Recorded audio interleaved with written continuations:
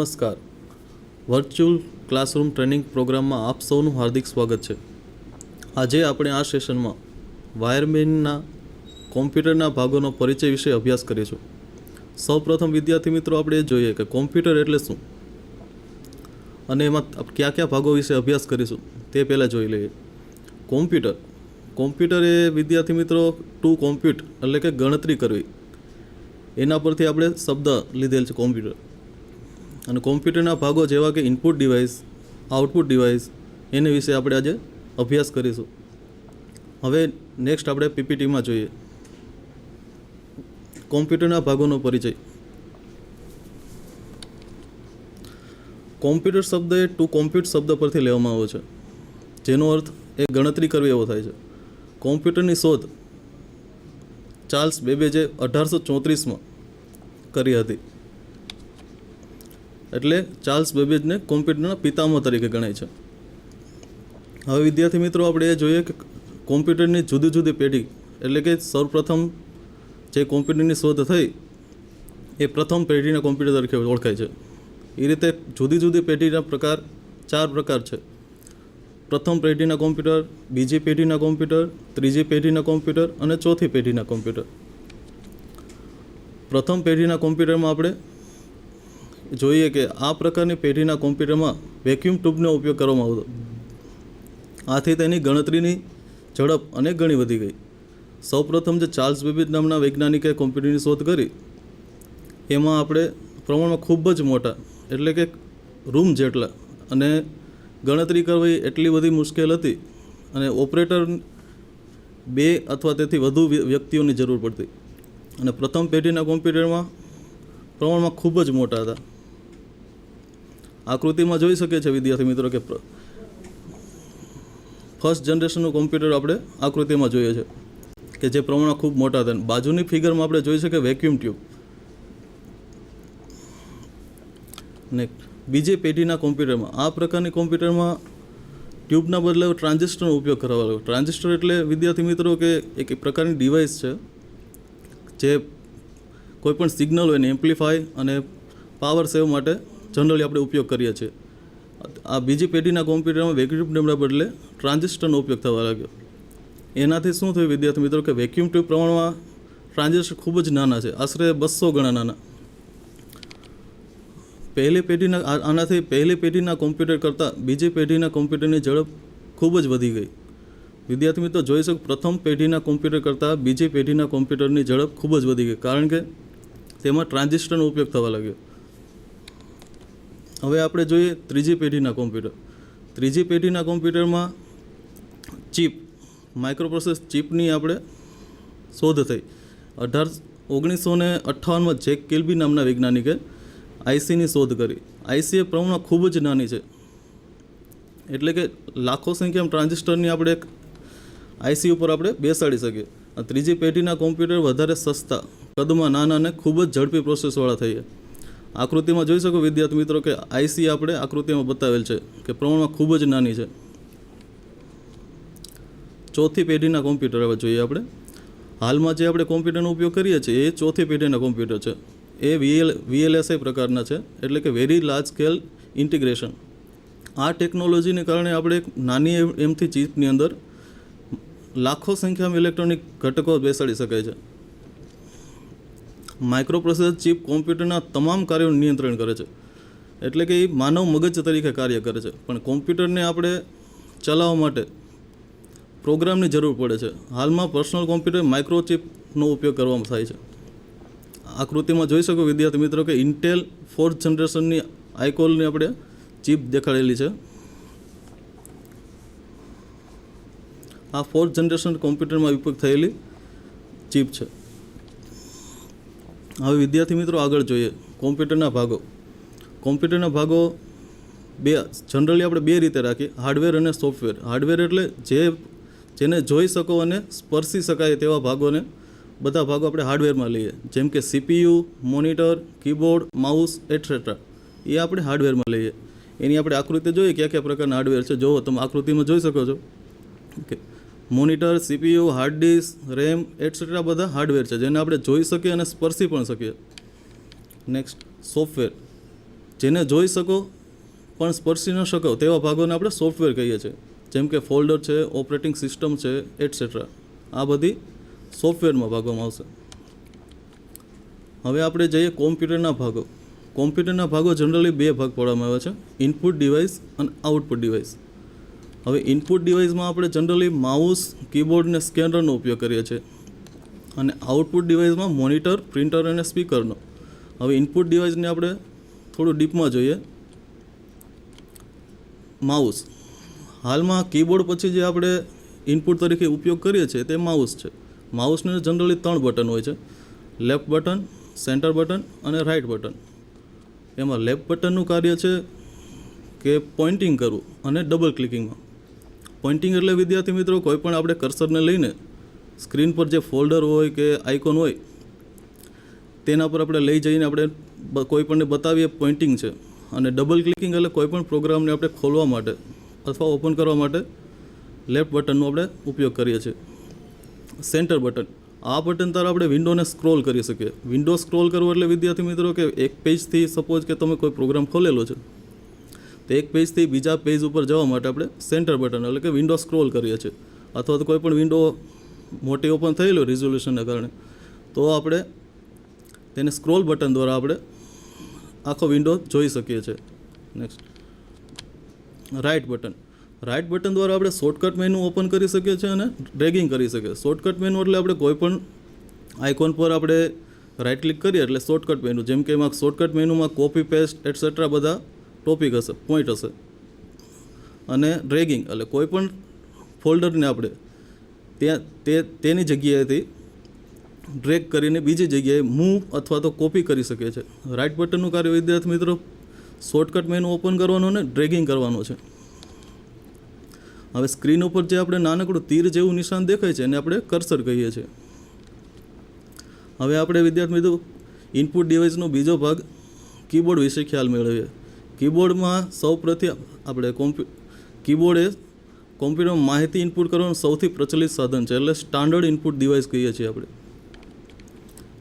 આકૃતિમાં જોઈ શકો વિદ્યાર્થી મિત્રો કીબોર્ડની ફિગર બતાવેલ છે, જેમાં ઉપરના ભાગે જે ફંક્શન કી અને ફંક્શન કી કહીએ છીએ, કી આપેલી F1 થી F12 સુધી, જેનો ઉપયોગ આપણે ફંક્શન કીનો ઉપયોગ જુદી જુદી ઓપરેટિંગ સિસ્ટમમાં અલગ અલગ હોય છે. આ કીબોર્ડની અંદર 101થી વધુ કી આવેલી હોય છે, જેના દ્વારા કરેલી માહિતી કોમ્પ્યુટરમાં ઇનપુટ કરી શકાય છે. કીબોર્ડ પર આવેલ કીના અલગ અલગ ભાગ પાડવામાં આવે છે. આગળ આપણે કીબોર્ડની અલગ અલગ ભાગ પાડવામાં જે કીબોર્ડ આપણે આગળ જોઈએ. આલ્ફાબેટ કી.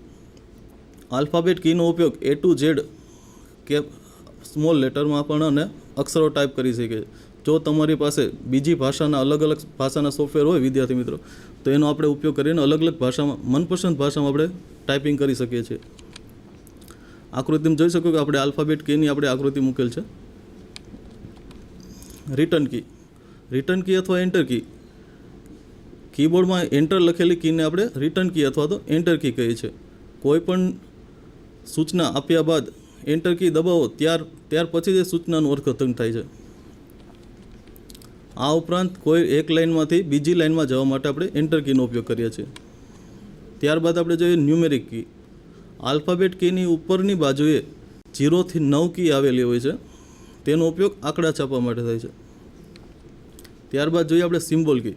વિદ્યાર્થી હેઝ, ડોલર, પર્સન્ટેજ, એન્ડ એ બધા પ્રકારની સિમ્બોલ દર્શાવતી કીને આપણે સિમ્બોલ કી કહીએ છીએ, જેનો ઉપયોગ અલગ અલગ સિમ્બોલને આપણે એન્ટર કરવા માટે કરીએ છીએ. ફંક્શન કી. ન્યુમેરિક કીની ઉપર આવેલી F1 થી F12 અંકિત થયેલા કીને ફંક્શન કી કહીએ છીએ. અલગ અલગ સોફ્ટવેરમાં કીનો ઉપયોગ અલગ અલગ હોય છે. આકૃતિમાં જોઈ શકો વિદ્યાર્થીઓ F1 થી F12 સુધી ફંક્શન કીની આપણે આકૃતિ મૂકેલ છે. હવે વિદ્યાર્થી મિત્રો જોઈએ શિફ્ટ કી. કીબોર્ડની બંને બાજુએ શિફ્ટ કી આવેલી હોય છે. જ્યારે કેપ્સ લોક ઓફ હોય તે દરમિયાન જો કોઈ અક્ષરને આપણે કેપિટલ અક્ષરમાં લખવું હોય તો આપણે શિફ્ટ કી સાથે અક્ષર દબશો તો એ કેપિટલમાં લખાશે. પછી જોઈએ આપણે એડિટ કી. એડિટ કીમાં generally insert, home, end, delete, page up અને પેજ ડાઉનનો સમાવેશ થાય છે. ઇન્સર્ટ એટલે વિદ્યાર્થી મિત્રો કોઈ પણ આપણે પેજની અંદર કોઈ પણ વસ્તુ ઇન્સર્ટ કરવી તો ઇન્સર્ટ કી દ્વારા આપણે જોઈ શકીએ. સેકન્ડ હોમ એટલે કોઈ પણ લાઇનની શરૂઆતમાં જવા માટે આપણે હોમ કી દ્વારા આપણે કર્સરને શરૂઆતમાં લઈ જઈએ. એન્ડ કી દ્વારા આપણે કોઈ પણ લાઇનની એન્ડમાં કર્સરને લઈ જવા માટે આપણે એન્ડ કીનો ઉપયોગ કરીએ છીએ. પેજ અપ એટલે નેક્સ્ટ પેજમાં જવા માટે આપણે પેજ અપ કીનો ઉપયોગથી આપણે નેક્સ્ટ પેજમાં જઈએ. પેજ ડાઉન એટલે નીચેના પેજ પર જવા માટે આપણે પેજ ડાઉન કીનો આપણે ઉપયોગ કરી શકીએ છીએ. પછી આવે છે કંટ્રોલ કી. કમ્પ્યુટરને ઉપયોગ કરતા અને સોફ્ટવેર વચ્ચે કંટ્રોલિંગ કરતી કી હોય તો આ કંટ્રોલિંગ કી છે, જેમાં આપણે કંટ્રોલ અલ્ટરનો સમાવેશ થાય છે. એટલે કે વિદ્યાર્થી મિત્રો આપણે કંટ્રોલ કી અને અલ્ટર કીનો ઉપયોગ કઈ રીતે કરવો.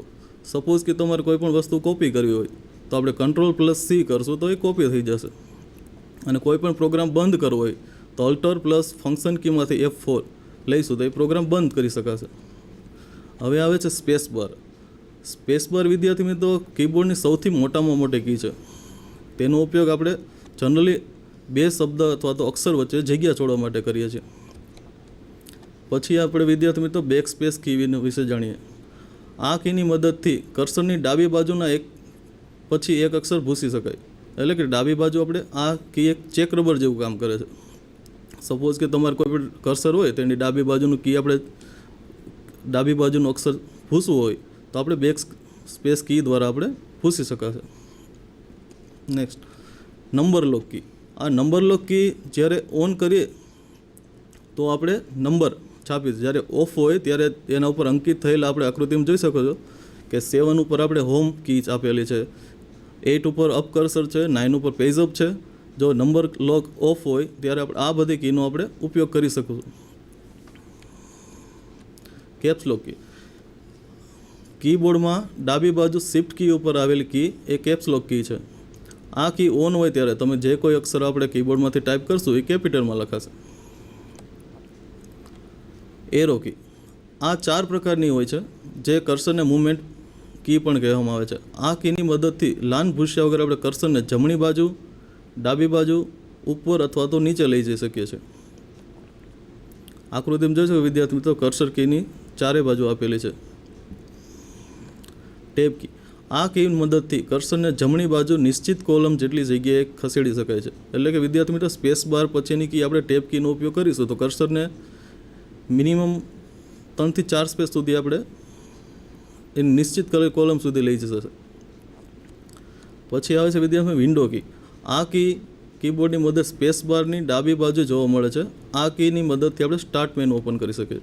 સ્ટાર્ટ મેનુ વિદ્યાર્થી મિત્રો સ્ટાર્ટ મેનુમાં જવા માટે આપણે વિન્ડો કીનો આપણે શોર્ટકટ આપણે કીબોર્ડની અંદર જ આપેલી. સ્ટાર્ટ મેનુ દ્વારા ઘણા બધા પ્રોગ્રામ શોર્ટકટમાં ખોલી શકીએ છીએ.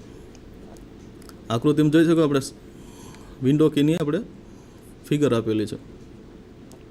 આ ઉપરાંત scroll lock key, print screen, push break etcetera વગેરે કી જોવા મળે, જેનો દરેકનો અલગ અલગ ઉપયોગ છે. ત્યાર પછી આપણે ઇનપુટ ડિવાઇસ તરીકે આપણે સ્કેનરનો ઉપયોગ કરીએ છીએ. સ્કેનરનો ઉપયોગ શા માટે વિદ્યાર્થી કરીએ છીએ? કારણ કે ઘણી બધી આકૃતિઓ હોય અથવા તો શબ્દો જેને ટાઈપ કરવા ખૂબ જ કઠિન હોય છે. આ મુશ્કેલી નિવારવા માટે આપણે સ્કેનરનો ઉપયોગ કરીએ છીએ. આ ઉપરાંત ડોક્યુમેન્ટને જેમ છે તેમ કોમ્પ્યુટરમાં દાખલ કરવા માટે સ્કેનરનો ઉપયોગ કરીએ છીએ. સ્કેનર એ માહિતી ઇનપુટ કરવાનું ઉત્તમ સાધન છે. આકૃતિમાં આપણે જોઈ શકો છો વિદ્યાર્થી મિત્રો સ્કેનર દેખાડે છે. તેમાં તમે કોઈ પણ ડોક્યુમેન્ટ અથવા તો અક્ષરનું લખાણ આપણે કોમ્પ્યુટરની અંદર ડાયરેક્ટ જેમ છે તેમ દાખલ કરી શકીએ છીએ. કોઈપણ ડેટા, ફોટોગ્રાફ, હસ્તાક્ષર અને ડોક્યુમેન્ટને જેમ છે તેમ ઉપયોગમાં લેવા હોય ત્યારે સ્કેનરનો ઉપયોગ થાય છે. કોઈપણ જગ્યાએ આપણે અત્યારે તો સાયબર યુગ થઈ ગયો છે, તેમાં આપણે જનરલી કોઈપણ જગ્યાએ ફોર્મ ભરીએ કે કોઈપણ જગ્યાએ આપણે ફોટો એટેચ કરવો હોય તો જનરલી આપણે સ્કેનર થ્રુ આપણે ફોટો સ્કેન કરીને કોમ્પ્યુટરની અંદર દાખલ કરતા હોય છે. નેક્સ્ટ હવે આ રીતે આપણે જનરલી બારકોડ સ્કેનરનો ઉપયોગ થાય છે. જનરલી કોઈપણ જગ્યાએ મોલની અંદર આપણે પરચેસિંગ માટે ગયા હોય, શોપિંગ માટે, તો બધી જગ્યાએથી આપણે બારકોડ સ્કેનર જોવા મળે છે. કોઈપણ જગ્યાએ બધી આપણે બિલિંગ માટે બધી જગ્યાએ બારકોડ સ્કેનરનો ઉપયોગ થાય છે. હવે વિદ્યાર્થી મિત્રો જોઈએ આઉટપુટ ડિવાઇસ. આઉટપુટ ડિવાઇસમાં મોનિટર. સૌપ્રથમ મોનિટર વિશે જાણીએ કે જ્યારે તમે કોઈપણ કોમ્પ્યુટરમાં ડેટા એન્ટર કરો અથવા તો કોમ્પ્યુટરને સૂચના આપો ત્યારે તમે જે કંઈ ટાઈપ કરો તે મોનિટરમાં દેખાશે. આકૃતિમાં તમે મોનિટર જોઈ શકો વિદ્યાર્થી તમે કોઈ પણ વસ્તુ તમે એન્ટર કરો અથવા તો કોઈ પણ વસ્તુ તમે દાખલ કરશો એ ડાયરેક્ટ આપણે આઉટપુટ તરીકે મોનિટરમાં જોવા મળશે, અથવા તો કોમ્પ્યુટરમાં તૈયાર કરેલું આઉટપુટ પણ મોનિટર પર દેખાડશે. આથી તેને વિડીયો એટલે વિઝ્યુઅલ ડિસ્પ્લે યુનિટ કહે છે. હાલમાં જનરલી આપણે LCD પ્રકારના ડેસ્કટોપ પણ બહોળો ઉપયોગ થાય છે, કારણ કે જૂના પહેલાં ડેસ્કટોપ હતા એની સ્પેસ થોડી મોટી અને જગ્યા થોડી પોર્ટેબલ, થોડુંકમાં ટાઈમ કન્ઝ્યુમિંગ હતું. અત્યારે હાલના LCD પ્રકારના ડેસ્કટોપ આપણે જનરલી ઉપયોગમાં જોઈએ છે કે કોઈ પણ જગ્યાએ ફિક્સ કરી દીધું એટલે કોમ્પ્યુટરમાં ટૂંકમાં દિવાલ પણ ટૂંકમાં એટેચ થઈ શકે. હવે નેક્સ્ટ જોઈએ આપણે પ્રિન્ટર. કોમ્પ્યુટર દ્વારા તૈયાર થયેલા આઉટપુટ પ્રિન્ટરની મદદથી કાગળ પર છાપી શકાય. આપણે કોઈ પણ લખાણ કર્યું હોય કે આપણે કોઈ પણ માહિતીને આપણે આઉટપુટ તરીકે જોતી હોય તો પ્રિન્ટર દ્વારા આપણે પ્રિન્ટ કરીને બહાર કાઢી શકીએ. આ જે કોપી નીકળે ને હાર્ડ કોપી કહે છે, એટલે કે આપણે એને જોઈ શકીએ અને સ્પર્શી પણ શકીએ છીએ. આકૃતિમાં જોઈ શકો પ્રિન્ટર. પ્રિન્ટરના જનરલી 3 પ્રકાર છે: dot matrix printer, inkjet printer અને લેઝર પ્રિન્ટર. હવે જોઈએ નેક્સ્ટ સ્પીકર. કોઈ પણ કોમ્પ્યુટર સ્પીકર પણ એક આઉટપુટ તરીકે લઈ શકાય. આ એક ઓડિયો આઉટપુટ તરીકે વર્તે છે, જે કોમ્પ્યુટરમાંનો અવાજ આઉટપુટ તરીકે આપે છે. આકૃતિમાં જોઈશું વિદ્યાર્થી સ્પીકરની આકૃતિ આપણે મૂકેલ છે. હવે જોઈએ પ્રોસેસિંગ યુનિટ. પ્રોસેસિંગ યુનિટમાં generally CPU central processing unit આપણે કોમ્પ્યુટરનો એક મહત્ત્વનો ભાગ છે, જેને કોમ્પ્યુટરના મગજ તરીકે ઓળખાય છે. પ્રોસેસિંગ યુનિટ CPU અને બીજા ઇલેક્ટ્રોનિક્સ ઘટકો ધરાવે છે, જેની મદદથી CPU પ્રોગ્રામ પ્રમાણે પ્રોસેસિંગ કરી આઉટપુટ તૈયાર કરે છે. કોમ્પ્યુટરનું CPU સિલિકોનની બનેલી એક નાની ચિપ આપણે જોઈ લીધી આગળ પહેલાં કે જુદા જુદા પેઢીના કોમ્પ્યુટરમાં જુદી જુદી ચિપ આપણે જોઈ. પ્રથમ કોમ્પ્યુટરમાં આપણે જોઈ વેક્યુમ ટ્યુબનો ઉપયોગ થતો, પછી આવી ટ્રાન્ઝિસ્ટર જોયા આપણે, પછી IC જોઈ. હવે માઇક્રોપ્રોસેસર ચિપ આપણે જે હાલમાં જોઈએ છે સિલિકોનની બનેલી માઇક્રોચિપનો તરીકે જાણી. CPU કોમ્પ્યુટર મગજ કહેવાય છે, તે કોમ્પ્યુટરના સમગ્ર કાર્યનું નિયંત્રણ કરે છે. આપણે કોઈ પણ ઇનપુટ આપણે CPUને આપીએ છીએ, પછી તે પ્રોસેસિંગ કરશે, પછી તે આઉટપુટ ડાયરેક્ટ આપણે મોનિટર અથવા તો પ્રિન્ટર દ્વારા જોઈ શકશું. ડેટા પ્રોસેસ થઈ જાય તે પછી CPU માહિતી તૈયાર કરે છે અને માહિતી આઉટપુટ યુનિટ મારફત દર્શાવે છે. CPU જે તે યુનિટને સંદેશા અથવા તો સંકેતોનું કાર્ય કરે છે. આપણે કોઈ પણ ઇનપુટ આપણે આપશું એ CPU પહેલાં જોશે કયા યુનિટને કયા રીતે મોકલે, કે ટપાલી તરીકે કાર્ય કરશે. તો આપણે આજના સેશનમાં આપણે કોમ્પ્યુટરના વિવિધ ભાગોનો આપણે અભ્યાસ કર્યો, જેમ કે ઇનપુટ ભાગ, આઉટપુટ ડિવાઇસ અને પ્રોસેસિંગ યુનિટ. જેના વિશે આપણે થોડાક પ્રશ્નોત્તરી જોઈએ કે આપણે ક્યાં આપણે ટોપિક વિશે ચર્ચા કરીને થોડા ટૂંકમાં પ્રશ્નો લઈએ. સૌપ્રથમ વિદ્યાર્થી મિત્રો આપણે જોઈએ કે કોમ્પ્યુટરની શોધ કોની હતી. આ વ્યવહારમાં જનરલ પ્રશ્નો પૂછાતો હોય તેમાં તમને પૂછે કોમ્પ્યુટરની શોધ કોણે કરી, તો કોમ્પ્યુટરની શોધ 1834માં ચાર્લ્સ બેબેજ નામના વૈજ્ઞાનિકે કરી હતી. પછી એવું વિદ્યાર્થી મિત્રો એવું જોવા કોમ્પ્યુટરને ઇનપુટ તરીકે કયા ડિવાઇસનો ઉપયોગ થાય છે ઇનપુટ ડિવાઇસ તરીકે, તો આપણે એમાં લખી છે કીબોર્ડ, માઉસ અને સ્કેનર. પછી તમને કે હાર્ડવેર એટલે શું, તો આપણે વિદ્યાર્થીઓને કહી શકીએ હાર્ડવેર એટલે જે ભાગને આપણે જોઈ શકીએ અને સ્પર્શી શકીએ તેવા તમામ ભાગોને આપણે હાર્ડવેર તરીકે લઈએ છીએ. અને બીજો વિદ્યાર્થી સોફ્ટવેર એટલે શું, તો સોફ્ટવેર જે ભાગોને જોઈ શકાય અને સ્પર્શી ના શકાય તેવા ભાગોને આપણે સોફ્ટવેર તરીકે લઈએ. જેમ કે ઓપરેટિંગ સિસ્ટમ, આઇકોન, ફોલ્ડર બધા આપણે સોફ્ટવેરની અંદર લઈશું. તો આપણે આજના સેશનમાં મેં તમને જે માહિતી આપી તમને ખૂબ જ ઉપયોગી થાય